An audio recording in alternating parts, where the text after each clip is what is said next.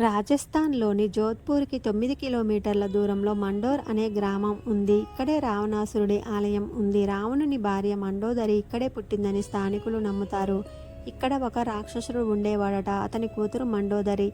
ఎవరికి ఏ కష్టం వచ్చినా ఆదుకునేదట. రావణాసురుడు ఒక యజ్ఞం చేయడానికి సిద్ధమయ్యాడు. అప్పుడే రావణాసురుడు ధర్మాత్మురాలైన మండోదరి గురించి విన్నాడట. తాను చేయబోయే యజ్ఞానికి మండోదరి అవసరం పడిందట. అప్పుడు రావణాసురుడు లంక నుండి బయలుదేరి ఇక్కడికి వచ్చి ఆమెని వివాహం చేసుకొని తీసుకెళ్లాడని స్థానికుల కథనం. మండోర్ ప్రజలు మాత్రం రావణాసురుని శివభక్తిని మెచ్చుకుంటారు.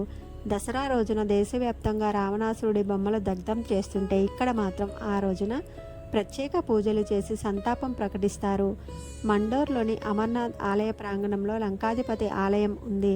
ఇక్కడ రావణాసురుని దేవునిగానే పూజిస్తారు. ఈ ఆలయానికి సమీపంలోనే మండోదరి విగ్రహం కూడా పూజలు అందుకుంటుంది.